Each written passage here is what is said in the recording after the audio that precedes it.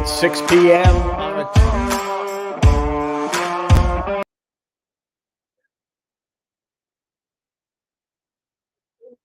time to come in and enjoy the views from the Fek Circle. For the misadventure.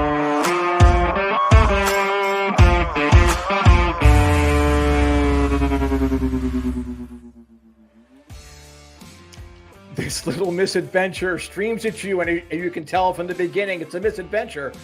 Every Tuesday, 6 p.m. Eastern Time on the Jays from the Couch YouTube channel and Facebook page.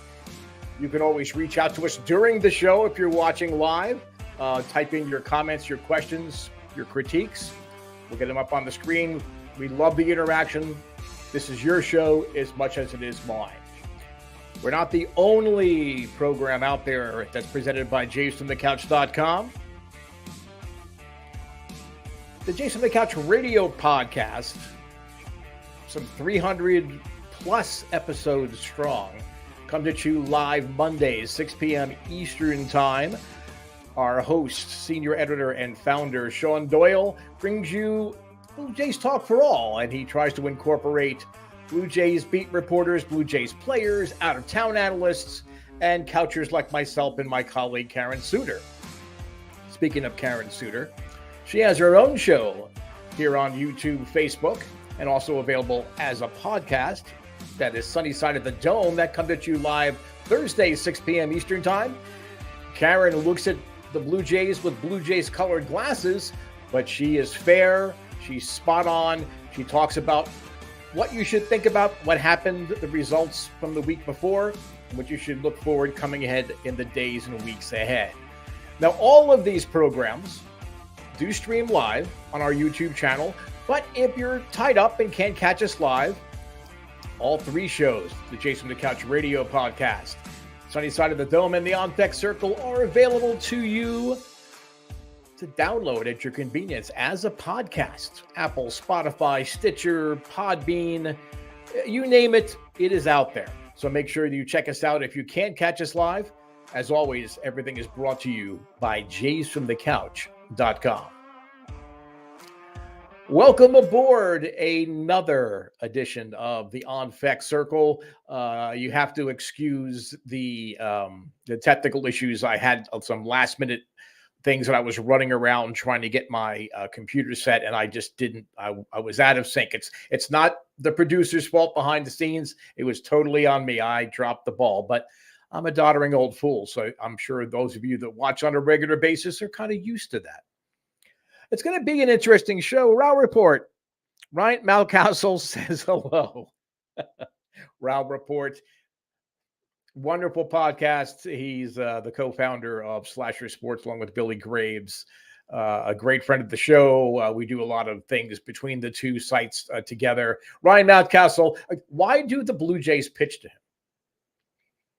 It's like, it's like one of those questions, like, why do teams pitch to Jose Ramirez in Cleveland when there's really nobody around him that's a big productive kind of bat? But it's those mysteries of baseball. That's why you tune in to hear, because you want to hear your duly appointed shadow general manager of the Toronto Blue Jays stand up for you, speak for you. And we will have a shadow GM report here in just a little bit. I want to throw out a couple of ceremonial first pitches first. The JFtC versus ALS campaign. It doesn't just happen around Lou Gehrig Day on June 2nd. It's a 365-day effort to raise awareness and raise funds for the fight against amyotrophic lateral sclerosis, which for those of you unfamiliar with the disease, it's a death sentence. Now, a lot of you out there, that in the Canadian listeners in the Toronto market are still recovering from the shocking news of former Maple Leaf defenseman Borja Salming being diagnosed with ALS. And the reason that Shaun Doyle, our senior editor and founder, went on this campaign and why I support it 100,000% is that it is a disease that kind of gets overlooked. There is no cure. It is a death sentence. So by helping to raise awareness and raise money, you're not only, yes, of course, money's going for research, and money is going toward new medications. And just this past spring, it was a big breakthrough. A new medication to treat ALS patients was approved by the Canadian government. Hopefully, that will be passed along, and other governments will pick it up. And that's all important. You have to have the researchers, and you have to have the medicines. But a lot of people think about, oh, what's all research, and it's more than that. It is helping ALS patients and their families not only come to grips with such a grim diagnosis, but how to live with it. You can live with ALS. And over the last 10, 15 years, lifespans in some instances, not all, have been extended through the patients following protocols and the new medicines coming out in the market. And it might be simple things like a family not being able to afford a wheelchair, or they need help getting to appointments, doctor's appointments, or physical rehabilitation appointments. So go to JFtC.com. You can do it when, as you're listening to the show, because even if you're watching live to the live stream on YouTube, this is not something that you're transfixed on. Okay, you're here to listen to me. You're not here to look at me. I understand. It's okay. You're not offending me. I understand. So go to JFtC.com, scroll on down, and you'll see the JFtC versus ALS donations. You can click right there, and you can make a tax-deductible donation to ALS Canada right there from our website. Which leads me into our second ceremonial first pitch, and there's a lot more of a pitch involved with this one from a personal standpoint and from Jason from the Couch as in general. While you're there on the website, go to the Redbubble gift shop. Every bit of merchandise, Jason from the Couch merchandise that is sold on that website, 100% of the profits go directly to ALS Canada. So they can apply that to the various programs that we just talked about here in the beginning of the show. And, a lot of people have already gone out and bought the nice swag. And it's not just shirts, it's coffee mugs, it's clocks, it's wall hangings, metal signs, cell phone covers, skins for iPads. There's all kind of design of things that you can put the design on. And as of this afternoon, the two secondary podcasts on Jason from the Couch, Sunny Side of the Dome from Karen Suter, and yours truly, the On Fek Circle, our shows have new merchandise for you to take a look at, for you to purchase, and for you to make a direct contribution to the Jason from the Couch fight against ALS. So again, or you can just go to Redbubble and put in Jason from the Couch. It'll take you right to the page there as well. I'm beyond excited. If you told me that as I approach my 62nd birthday here, that I would be not only be a prominent guest on the best Blue Jays podcast out there, and was able to write about my favorite American League Baseball team, the Toronto Blue Jays, on a weekly basis, and have my own show, and now have merchandise. Again, don't be nervous. It's not my face.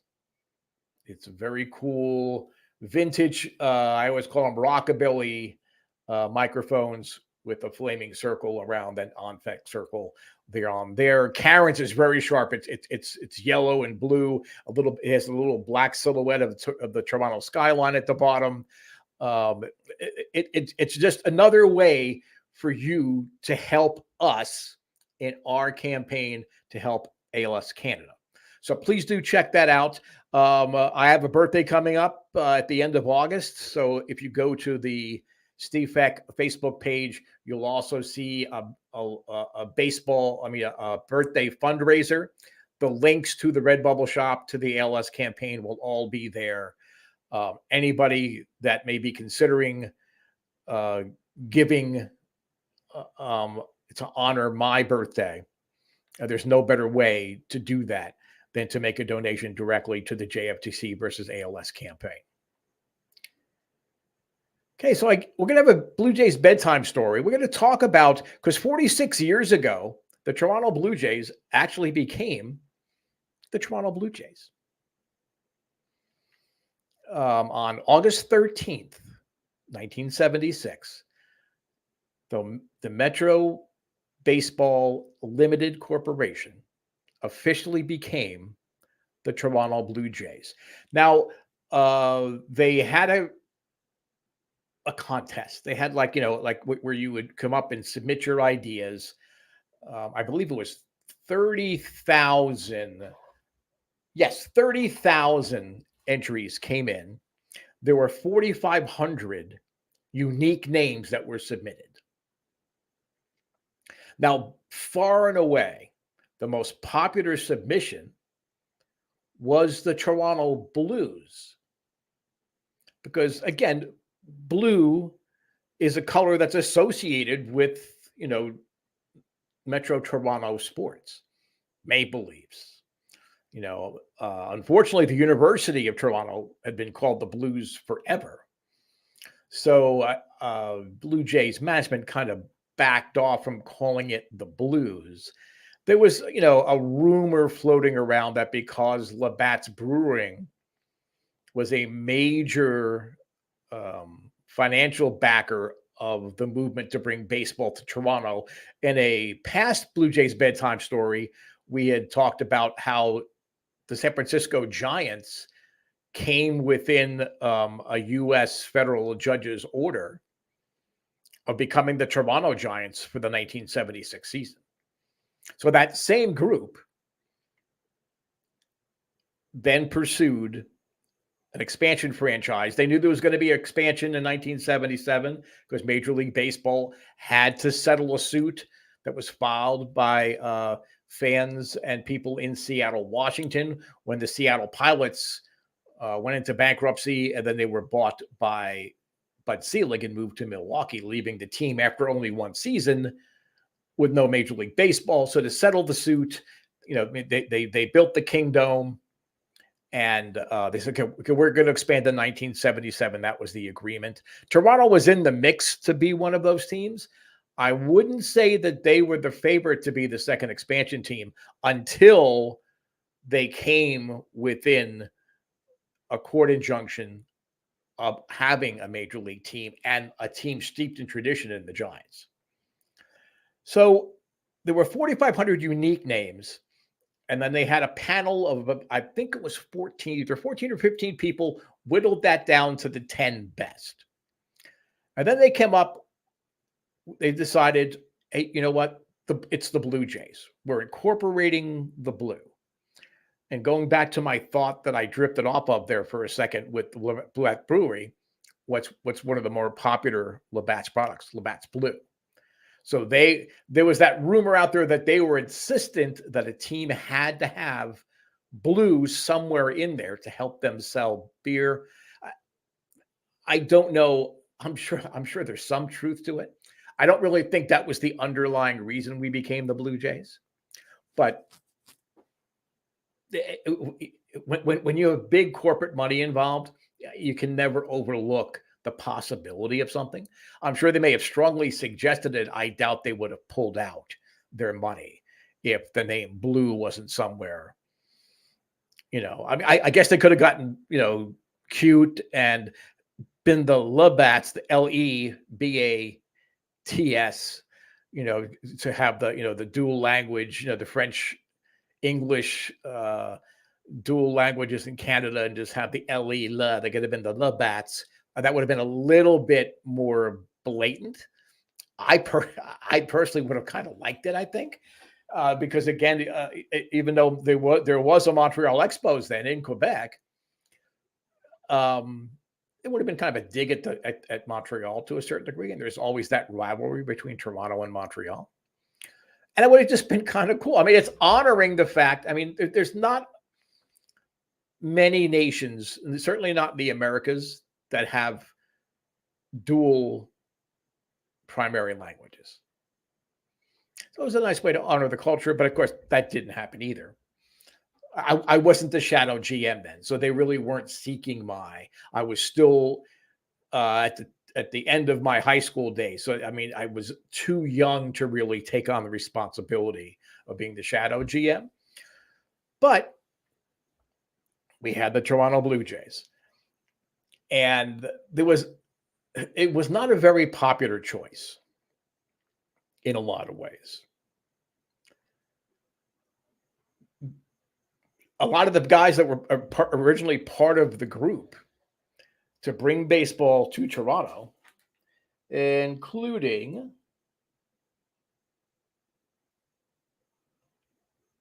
I forgot his name, but I should know his name too because he was the Blue Jays president too for 9 years after Rogers bought them. He was the Metro City Council president, and he was a prime guy saying, "Look, I don't like Blue Jays. I like blues," and there was a strong movement to just have it changed blues, but especially when you're talking about merchandising and major league franchises, it's not that easy to jump through all the copyright hurdles. You really have to do it well in advance. So even cutting it as close as August of the season of the year before the Blue Jays would play their first game in 1977, that was cutting it kind of close there too.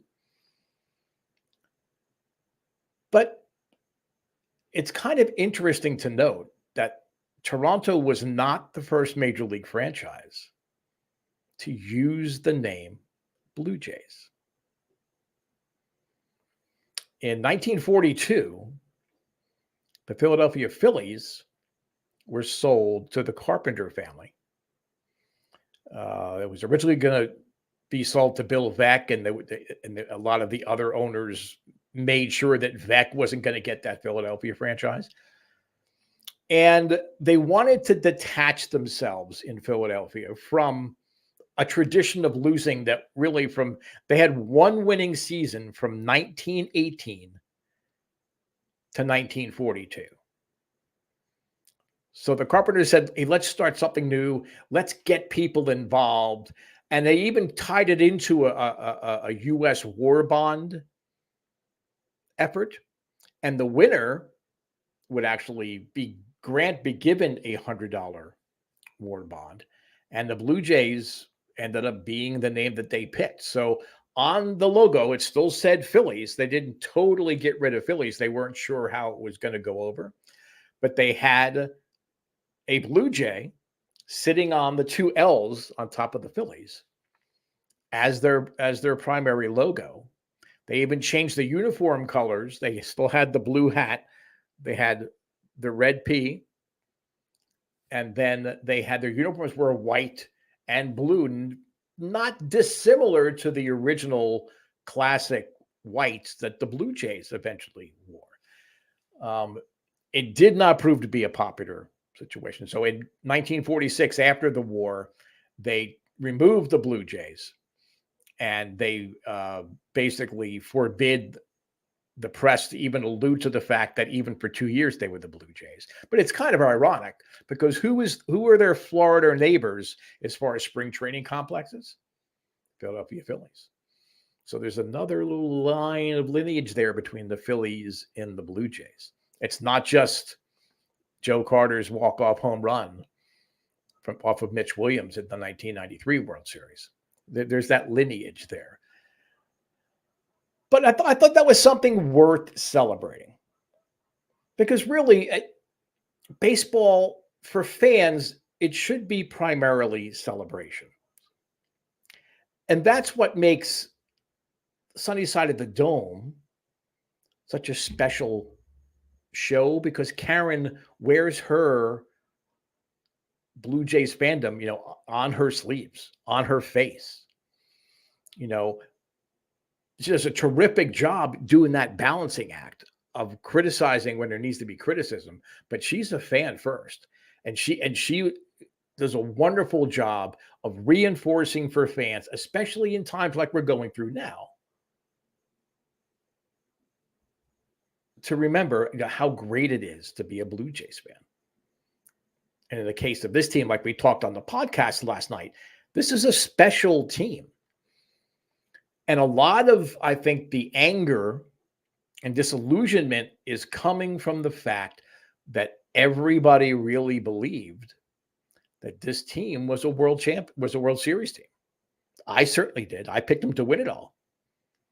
I wish I could backtrack that now, but I mean, on paper, assuming that the front office and the general manager would make the on-the-fly adjustments and supplement the rosters and upgrade where upgrades were needed, you would think that this team that we have would win the pennant and be in the World Series. The Yankees, okay, they've surprised everybody, and they've had a great year. They're coming down to earth a little bit. The Astros surprised me maybe even more than the Yankees did, because you always know the Yankees are going to throw money at some point. The Astros did a really great job there. But I want to tie in our bedtime story now with our Shadow GM report. Now, as your duly reported Shadow GM, and for those of you that are not familiar with parliamentary systems of government, there is, the primary opposition to the party that controls Parliament and the party that assigns a prime minister, they develop what's called a shadow cabinet. And that shadow cabinet, basically, they have no real power. They really can't, other than in Parliament sessions itself, they really can't change policy. But it's their duty, and it's what they do is every time the government does something in whatever faction it would be, that shadow minister is going to come out and say, well, okay, it's okay, this is great, we're going to try to support it. Or they're going to say, well, no, this is a disastrous policy. And so in essence, that's sort of what the shadow GM is. I'm trying to be your voice. Yes, most of the opinions are mine.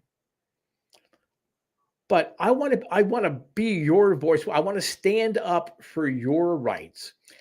And as I criticize Ross Atkins in particular, but the front office strategy in general, I'm looking out for you. Okay. We understand here at Jace from the Couch why you're so disillusioned. And let me just do the disclaimer. My Shadow GM reports are not necessarily the opinions of everybody at Jace from the Couch.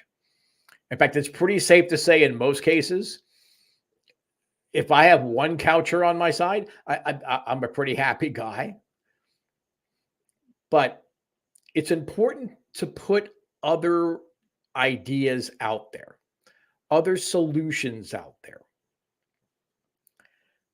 So in this case, with the team struggling the way that it has and looking so bad against the Guardians over the weekend and losing to the Orioles in the first game of a series last night, as Christian Rao alluded to when he popped up his question earlier, you guys are disillusioned. And when we all read social media, ideally when you read social media, you're going in with saying, okay, this is not, Moses coming down from the mount with commandments burnt into the tablets. I think the majority do not totally, oh my God, I can't believe this type of stuff on social media. But there's a pretty not so silent minority that are saying, oh, the Blue Jays, they suck. They're not any good. They're not a playoff team. And as I said on the podcast last night, as Shaun and Karen also reemphasized on the podcast last night, the Blue Jays are a playoff team. They are still in control. They still hold the top wild card spot. So they're going to make the playoffs. As Shadow GM, I'm telling you, with a roster this special, just making the playoffs, it's not enough. It is not enough. And it's great to have plans, and you have to build a farm system. But, you can't have plans that are so rigid. You're putting the very thing that the structure you're putting together in jeopardy of failing an inspection. And in this case, failing the inspection is not going beyond the first round of the playoffs.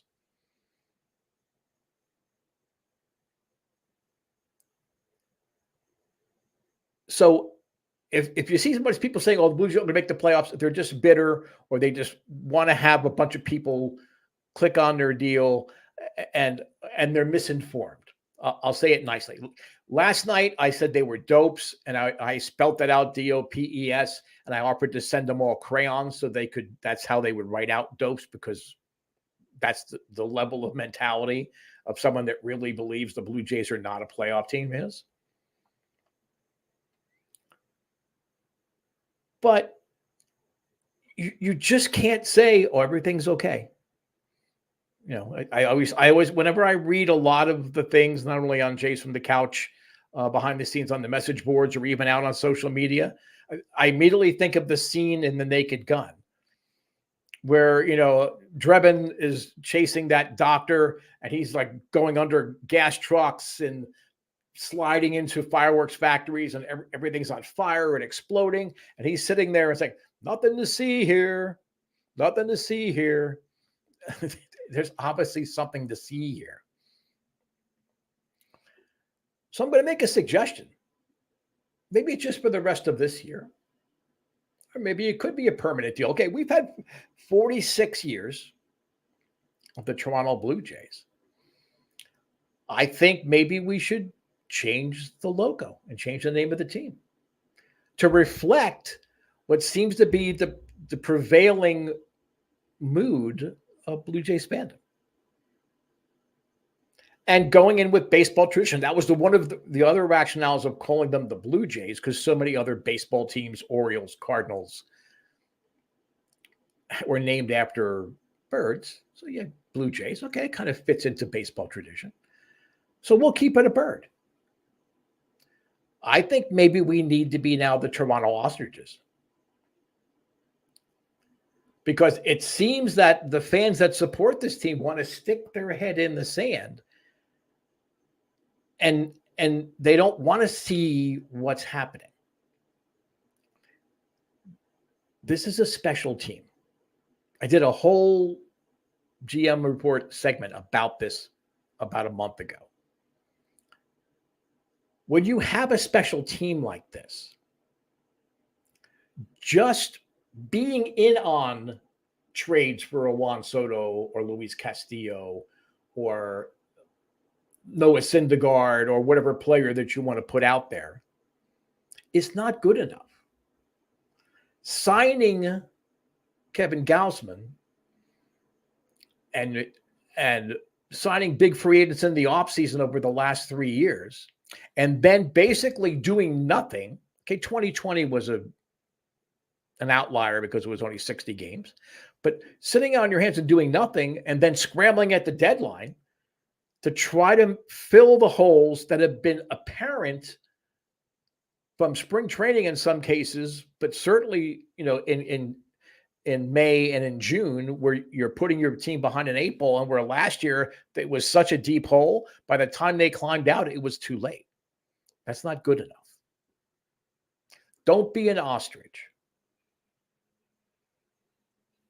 It might seem like I'm making fun of you, because if you really believe that everything's okay and that well, everything was done and did everything they could, they didn't. And if this keeps happening and you keep accepting it, we need to change the team name to the Ostriches, because the majority of the fans out there have their heads in the sand and they don't want to see what's being squandered by Atkins, Shapiro, and the front office. Well, I'm almost out of time. Thank you as always. Don't forget now that the Fek Circle, as well as Sunny Side of the Dome, and of course the Jason the Couch radio podcast, is available everywhere you find your podcasts. Karen's on our shows, which had been YouTube exclusives for a while, are now available for download. So please spread the word. Give us a subscribe. Give us a like. I'll be back next week, Tuesday, 6 p.m. Eastern Time. Karen's show coming up Thursday, 6 p.m. Eastern Time. And, of course, every Monday, the Jason on the Couch radio podcast hosted by our senior editor and founder, Shaun Doyle. Thanks for giving me a little bit of your time here on a Monday. I'll be back to talk to you on the podcast, and I'll have more Blue Jays Bedtime Stories next week.